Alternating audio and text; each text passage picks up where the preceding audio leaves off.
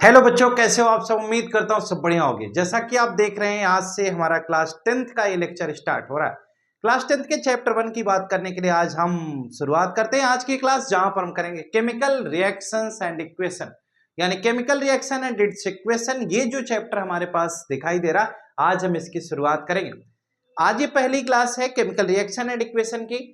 इस पहली क्लास में हम बातचीत करेंगे, जैसा कि आपको पीछे स्क्रीन पर दिखाई दे रहा है, चैप्टर ओवरव्यू। आज का हमारा टॉपिक है चैप्टर ओवरव्यू। इस टॉपिक के अंतर्गत the secret of chemistry channel के माध्यम से हम आपको बताना चाहते हैं कि आज की इस क्लास में हम आपको ये बताने वाले हैं कि इस chapter chemical reaction and equation में वो कौन से टॉपिक हैं जिसके बारे में हमें स्टडी करनी होगी। यानी कि आज की क्लास आपके लिए खास इसलिए है क्योंकि इस एक क्लास में ही आप ये जान जाएंगे कि पूरे चैप्टर में कितने टॉपिक है और कौन से टॉपिक को किस तरह से पढ़ा जाए और कितना टाइम लगेगा इसको पढ़ने में, और पीछे से इसका क्या रिलेशन है और बेस हमें कैसा स्ट्रॉन्ग करना पड़ेगा, यानी कि बेसिक चीजें कौन कौन सी हमें अच्छी करनी पड़ेंगी इस चैप्टर को पढ़ने के लिए। तो देर किस बात की, अगर चैनल पर नए हैं तो लाइक शेयर सब्सक्राइब करना ना भूलें। और आगे हम लोग प्रोसीड करते हैं और आज की इस क्लास में चैप्टर ओवरव्यू का कॉन्सेप्ट लेकर आपके साथ जुड़ते हैं।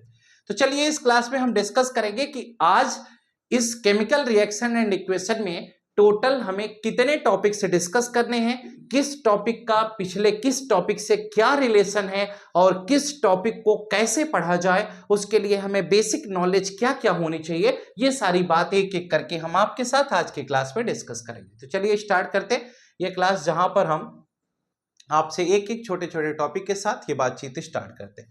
क्लास 10th में जो चैप्टर 1 आपके पास दिखाई दे रहा है, इसी के बारे में हम डिस्कशन कंप्लीटली स्टार्ट करेंगे। आप देख पा रहे हैं चैप्टर का नाम chemical reactions and it's equations, यानी कि केमिकल रिएक्शंस एंड इक्वेशन ये चैप्टर का नाम है। केमिकल रिएक्शन एंड इक्वेशन जो ये चैप्टर है, इसी के बारे में हमें ओवरऑल बातचीत करनी है। तो हमें पढ़ना है कि रिएक्शन क्या होता है, केमिकल रिएक्शन कहां पर होगा, कैसे होगा, किस क्लास में हम इसके बारे में पीछे पढ़ करके आए हैं। जैसे कि क्लास 9th पढ़े तो 9th का वो कौन सा पोर्शन है जो इस क्लास 10th में यूज होने वाला है, ये सारी बातचीत हमारी आपकी आज की इस क्लास में होने वाली। तो चलिए स्टार्ट करते हैं। केमिकल रिएक्शन एंड इक्वेशन का ये जो क्लास है, इसमें हम एक एक टॉपिक का डिस्कशन आपके साथ करेंगे। जैसा कि आप देख पा रहे हैं, ये टोटल टॉपिक्स हैं जो हमारा यह सिलेबस, यह चैप्टर कवर कर रहा है, यानी इस पूरे चैप्टर के अंतर्गत ये टॉपिक्स कवर हो रहे हैं। अब जरा गौर से सुनिएगा बेटा कि हमें इनमें कैसे इसके बारे में पढ़ना है, क्या क्या डिस्कस करना है, वो हम आपसे बातचीत स्टार्ट करते हैं। जैसे ये आपको सबसे पहला टॉपिक यहां पर दिखाई दे रहा है, रिएक्शन। रिएक्शन यह एक बड़ा ही अच्छा टॉपिक है। सबसे पहले तो ये जानना जरूरी बेटा कि रिएक्शन होता क्या है ना। तो आपको इस चैप्टर में ये जानकारी मिलेगी कि रिएक्शन क्या है, रिएक्शन क्यों हो रहा है, रिएक्शन कहां हो रहा है, रिएक्शन कौन कर रहा है, रिएक्शन करने से होता क्या है, और कौन लोग हैं जो रिएक्शन में पार्टिसिपेट कर रहे हैं, उनकी एनर्जी क्या है, उनकी स्टेबिलिटी क्या है, उनके बार बार रिएक्ट करने की क्षमता उनमें क्यों आ रही है।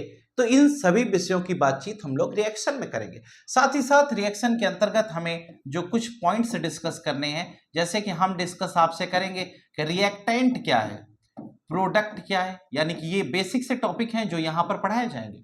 यानी जो रिएक्शन में पार्टिसिपेट करता है वो रिएक्टेंट है, जो रिएक्शन में प्रोसीड होने के बाद यानी रिएक्शन कंप्लीट होने के बाद बन रहा हो प्रोडक्ट, ये भी हमें यहां डिस्कस करना है। साथ ही साथ इस टॉपिक के अंतर्गत हम ये भी पढ़ेंगे कैटलिस्ट क्या होता है, उसका रोल क्या होता है, प्रमोटर क्या है, पॉइजन क्या है, ये सारे विषयों पर बातचीत होगी।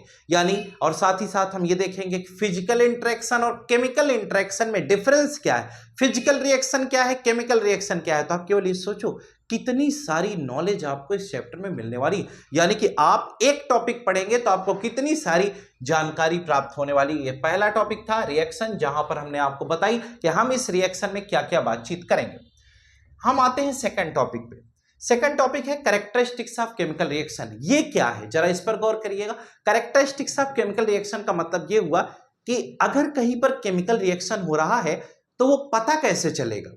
यानी कुछ तो जैसे हमें कोई बीमारी हो जाती है तो हमें सिम्टम्स नजर आते हैं, जैसे फीवर हो गया तो लोग समझ जाते हैं बुखार हो रहा है, इसका मतलब कोई बीमारी हमें होने लगी। इसका मतलब कि हम सिम्टम्स के थ्रू किसी भी डिजीज का पता लगाते हैं। सेम टू सेम जैसे कहीं आग लग जाए तो धुआं निकल रहा होगा, हीट ज्यादा हो गई होगी, लोग बाल्टी लोटा लेकर दौड़ रहे होंगे, है ना, एम्बुलेंस आ रही होगी, फायर ब्रिगेड जा रही होगी, इस तरह की कुछ ऐसी चीजें होती हैं जिससे हमें यह पता चलता है कि कहीं आग लग गई है। यही तो होता है ना। वैसे ही अगर कहीं केमिकल रिएक्शन हो रहा है तो हमें वो कौन सी प्रॉपर्टी है, वो कौन सी कैरेक्टरिस्टिक है जिसको देखकर हम ये एनालाइज कर सकें कि केमिकल रिएक्शन कहीं पर हो रहा है, तो वो सारे टॉपिक हम इस कैरेक्टरिस्टिक्स और प्रॉपर्टीज ऑफ केमिकल रिएक्शन के अंतर्गत पढ़ेंगे। आप सोचिए कितनी अच्छी चीज आपको पढ़ाई जा रही, कितनी नॉलेज मिलने वाली है, क्योंकि हमने पहले टॉपिक में आपको बताया कि हम रिएक्शन पढ़ेंगे। रिएक्शन क्या है, रिएक्शन कहां हो रहा है, रिएक्शन कौन कर रहा है, रिएक्शन क्यों कर रहा है, रिएक्शन होता क्या है, रिएक्शन करने से क्या होगा, ना करे तो क्या होगा, स्टेबिलिटी क्या है, एनर्जी क्या है, अनस्टेबिलिटी किसे कहते हैं, उसके साथ साथ रिएक्शन में जो पार्टिसिपेट कर रहे हैं वो कौन है, वही क्यों पार्टिसिपेट कर रहे हैं, कोई और क्यों नहीं पार्टिसिपेट कर लेता, रिएक्टेंट किसे कहते हैं, प्रोडक्ट किसे कहते हैं, रिएक्शन को प्रोसीड करा कौन रहा है, कैटलिस्ट क्या है। इस तरह के हम तमाम टॉपिक्स के बारे में इस रिएक्शन के अंतर्गत पढ़ेंगे। उसके बाद कैरेक्टरिस्टिक्स ऑफ केमिकल रिएक्शन में हमने आपको ये बता दिया कि अगर कहीं पर कोई केमिकल रिएक्शन हो रहा है तो हमें कैसे पता चलेगा, यानी हम कैसे जज कर पाएंगे कि कहीं पर केमिकल रिएक्शन हो रहा है या नहीं, तो ये कैरेक्टरिस्टिक्स ऑफ केमिकल रिएक्शन में पढ़ेंगे। थर्ड पॉइंट पे आते हैं। थर्ड पॉइंट में लिखा हाउ केमिकल रिएक्शन अकर्स, यानी केमिकल रिएक्शन कैसे हो रहा है, यानी केमिकल रिएक्शन अगर कहीं पर हो रहा है तो कैसे हो रहा है, हमें कैसे पता चलेगा प्रोडक्ट यही बनेगा। जैसे हम कहते हैं दो या दो से अधिक बॉडी कोलाइड करती हैं तो किसी तीसरे का फॉर्मेशन होता है या कुछ होता है, नई चीज बनती है। वैसे हमने ये कहा बेटा कि अगर केमिकल रिएक्शन हो रहा है तो होगा कैसे, तो कहते हैं criss cross method, work out the formula वाला टॉपिक पढ़े थे ना क्लास 9th के चैप्टर 3 में। तो जो क्रिस क्रॉस मेथड पढ़े थे तो आप क्या लिखते थे, सिंबल लिखते थे, वैलेंसी लिखते थे, फिर क्रॉस कराते थे ना, तो वहीं से हम ये सीख पाएंगे। यानी यहां पर थोड़ा सा क्रिस क्रॉस मेथड यानी वर्क आउट द फॉर्मूला पढ़ाया जाएगा। लेकिन अब सवाल ये है कि ये थर्ड पॉइंट को केमिकल रिएक्शन यानी कि क्रिस क्रॉस मेथड की क्रिस क्रॉस मेथड को आप तभी क्वेश्चन कर पाएंगे जब आपको एटॉमिक नंबर 20 तक याद हो, आयंस नेम याद हो, वैलेंसी, वैलेंस इलेक्ट्रॉन, ये कॉन्सेप्ट अगर पता होगा तभी आप यहां तक पहुंच पाएंगे। इसलिए अगर हम इस बेसिक नॉलेज की बात करें तो आपको 20 तक atomic number, valence electron, valency, ions name, compounds name, कुछ बेसिक टर्म्स ये जो आपको क्लास 9th में पढ़ाए गए थे वो आज की डेट में भी आपको मालूम होने चाहिए। अगर नहीं मालूम है तो चैप्टर हम स्टार्ट करेंगे नेक्स्ट क्लास से। अभी तो आज ओवरव्यू की बातचीत है, इसमें हम आपको बताने वाले हैं कि इसमें क्या पढ़ने वाले हैं, तो इसलिए आज भी वक्त आपके पास है, अभी भी आप चाहें तो उसकी तैयारी कर सकते हैं। तो चलिए फोर्थ पॉइंट, अब कहा गया कि अब हमने देखा कि केमिकल रिएक्शन हो गया, यानी कि अभी हमने देखा कि केमिकल रिएक्शन हो गया, रिएक्टेंट से प्रोडक्ट बन रहा है, रिएक्शन प्रोसीड हो गया। लेकिन अब हमें यह जानना है कि वो रिएक्शन बैलेंस है या अनबैलेंस है। बैलेंस मतलब कि क्या रिएक्शन में बैलेंसिंग है कि नहीं, रिएक्टेंट और प्रोडक्ट में नंबर ऑफ एटम बराबर है कि नहीं, और नहीं है तो उसे बैलेंस कैसे करेंगे। अगर वह केमिकल इक्वेशन बैलेंस नहीं है तो हम उसे बैलेंस कैसे करेंगे, ये एक बड़ा सवाल यहां पर। अच्छा, एक चीज यहां पर और पढ़ाई जाएगी, जैसे केमिकल रिएक्शन है वैसे एक टॉपिक यहां पर आएगा, केमिकल इक्वेशन भी आएगा। इक्वेशन क्या होता है, ये रिप्रेजेंट करने का तरीका है, तो इसके बारे में भी हमें डिस्कशन करना होगा। और बाद में केमिकल रिएक्शन, केमिकल इक्वेशन में डिफरेंस भी देखेंगे। लौट आइए अपने फिफ्थ पॉइंट पर आते हैं। फिफ्थ पॉइंट हमारा है types of chemical reaction. Types of chemical reaction में आपको ये सिखाया जाएगा कि अगर कहीं पर कोई केमिकल रिएक्शन है, जैसे हमने केमिकल रिएक्शन की बात की, तो हमारे सिलेबस में कुल कितने टाइप के केमिकल रिएक्शन है, तो हमारे सिलेबस में 5 टाइप के मेनली केमिकल रिएक्शन है बेटा। Combination, decomposition, displacement, double displacement, redox reaction. इसके अलावा भी हम प्रेसिपिटेशन रिएक्शन, एक्सोथर्मिक, इंडोथर्मिक की बात करेंगे, वो अलग चीजें है। तो यहां पर आपको टाइप्स ऑफ केमिकल रिएक्शन पढ़ाए जाएंगे, यानी ओवरऑल जितने टाइप के केमिकल रिएक्शन वो सारा यहां पर डिस्कस होगा। और जो हमारा ये 6th पॉइंट है, इसमें हम पढ़ेंगे कोरोजन एंड इट्स प्रिवेंशन, यानी कि आपने कोरोजन के बारे में भली भांति जानकारी प्राप्त की होगी। तो यहां पर हमें समझना होगा कोरोजन क्या होता है, और अगर कोई ऑब्जेक्ट कोरोड हो गया है तो उससे हम कैसे बचें, यानी कि कोरोजन से बचने के लिए हम क्या करें, और अगर ऑब्जेक्ट कोरोड हुआ तो कैसे कोरोड हुआ, कैसे ऑक्सीजन का प्रेजेंस उसके लिए खतरनाक हो गया, इन सभी विषयों पर बातचीत होगी ये कोरोजन एंड इट्स प्रिवेंशन वाले टॉपिक में।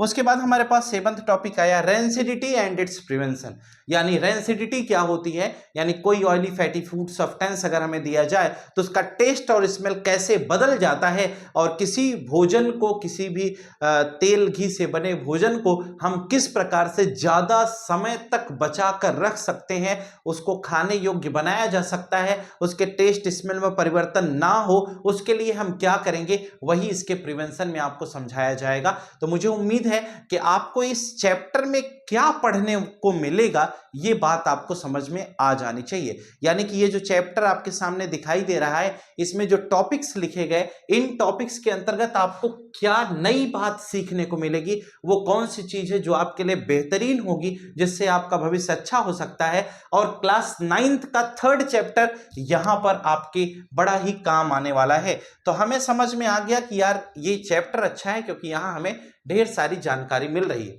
एक छोटा सा कॉन्सेप्ट इसमें और है बेटा, कि अगर कोई भी बच्चा नया है जो पहली बार हमसे पढ़ रहा होगा, तो उसके लिए हम जानकारी के लिए बताना चाहेंगे कि आप क्लास 9th के वीडियो लेक्चर्स यूट्यूब पे पढ़े हुए हैं पिछले साल के, आप वहां से जाकर के अपनी तैयारी कर सकते हैं, यानी कि 3rd चैप्टर को अच्छे से तैयार कर लीजिए। क्यों? क्योंकि आपको यहां पर एटॉमिक नंबर की जानकारी, number of proton, electron, neutron, electronic configuration आपको मालूम होना चाहिए, फिर उसके बाद वैलेंस इलेक्ट्रॉन की जानकारी हो, वैलेंसी के बारे में आपको पता हो, आयंस नेम के बारे में पता हो, कंपाउंड्स नेम के बारे में पता हो, आयंस का क्लासिफिकेशन पता हो, ठीक है, कंपाउंड नेम के बारे में पता हो, आयंस का क्लासिफिकेशन मोनोवैलेंट, डाईवैलेंट, ट्राईवैलेंट, ये पूरा पता हो। उसके साथ साथ अगर आयंस का क्लासिफिकेशन अच्छे से आ रहा है तो लास्ट में जब आप क्रिस क्रॉस मेथड इसके बाद क्लास 9th में आता है, तो वो क्रिस क्रॉस मेथड में अगर आप थोड़ी चीज वहां सॉल्व किए होंगे तो आप आसानी से इस पॉइंट तक पहुंच पाएंगे, हाउ केमिकल रिएक्शन अकर्स। तो आपके लिए ज्यादा बेहतर होगा अगर आप ये सारे टॉपिक घर पर बैठ करके रिवाइज कर लेते हैं, क्योंकि इनका रिवीजन ही आपके इस 3rd लेक्चर को खास बनाएगा। यानी आपको यह समझ में आ गया होगा कि क्लास 10th में हम क्या सीखने वाले हैं, और यह भी समझ में आ गया होगा कि क्लास 9th का वो कौन सा चैप्टर है, या क्लास 9th की वो कौन कौन सी चीजें हैं जो क्लास 10th के इस पहले चैप्टर को अच्छा बना सकती है। तो क्लास 9th का चैप्टर 3 आप एक बार दोबारा पढ़ लीजिए, अभी भी आपके पास वक्त है। क्लास 10th के इस फर्स्ट चैप्टर को एकदम जोरदार समझने के लिए आपको 9th का 3rd चैप्टर पढ़ना जरूरी है। अगर आपके पास सुविधा नहीं है तो अपने इस YouTube चैनल पर वीडियोस अपलोडेड हैं पहले से, वहां पर जाइए और वहां से चैप्टर 3 जो आपका है एटम्स एंड मॉलिक्यूल्स, उसे जरूर पढ़ लीजिए। आयंस नेम, कंपाउंड्स नेम की पूर्ण जानकारी ही आपको इसमें सफलता दिलाएगी। तो मुझे उम्मीद है कि आप ऐसा कर लेंगे, नहीं करेंगे तो प्रॉब्लम हो जाएगी। इसलिए आप वहां पर मूव करके वो सारी चीजें दोबारा से पढ़ लीजिए, जिससे कि आप क्लास 10th के इस चैप्टर में जो भी जानकारी अभी तक हमने आपको बताया उसको समझने में, सीखने में और उसका एप्लीकेशन पढ़ने में आपको मदद मिले। आशा करता हूं कि आप ऐसा कर लेंगे। अगर आप ऐसा कर लेते हैं तो आपके लिए ही ये प्लस पॉइंट है। मुझे उम्मीद है कि चीजें आपको समझ में आ गई होंगी। ये लेक्चर छोटा भले था, लेकिन इस लेक्चर में आपको सारी बात क्लियर हो गई होगी कि हमें इसे कैसे पढ़ना है, कैसे हमें इंप्रूवमेंट लाना है। इस तरह की चीजें हमने आपको बता दी। अब एक लास्ट टॉपिक हम छोटा सा डिस्कस करेंगे कि अगर आज ये ओवरव्यू का कॉन्सेप्ट आपको समझ में आ गया हो तो आप देर मत करिए। आज पहला दिन है आपका, आज पहली बार द सीक्रेट ऑफ केमिस्ट्री से जुड़े हैं, आज पहली बार अगर हमसे पढ़ रहे हैं, चैनल को आज तक सब्सक्राइब नहीं किया है तो सब्सक्राइब करके देखिए, कम्युनिटी पोस्ट देखिए, उसके क्वेश्चन सॉल्व करिए, केमिस्ट्री आपको आने लगेगी। ये हमारा वादा है कि अगर आप केवल चैनल से जुड़े रहते हैं, लगातार वीडियोस देखते रहते हैं, चीजों को पढ़ते रहते हैं, एनालाइज करते हैं, बुक पेन कॉपी आदि की मदद से अगर पढ़ेंगे तो आपको पूरी तरह से केमिस्ट्री हम सिखा देंगे। आप निश्चिंत रहिए, बस लेक्चर्स को अपडेट होने के बाद आप उसे रेगुलर बेसिस पर देखते रहिए, जिससे कि आपको आने वाले समय में कोई प्रॉब्लम ना हो। मुझे पूरा भरोसा है कि हम अपनी क्लास को आगे की तरफ प्रोसीड करेंगे और आप हमारे साथ इसी प्रकार से बने रहेंगे। हम उम्मीद करते हैं कि आज का ये लेक्चर आपके लिए होगा खास और आपको पसंद आया होगा। अगर पसंद आया है तो दूसरों तक शेयर करना ना भूलें, सब्सक्राइब करना ना भूलें। फिर मिलेंगे नए क्लास में नए लेक्चर के साथ इसी चैप्टर में। आज के लिए फिलहाल इतना ही। Good night to all of you. Today class is over. Thank you.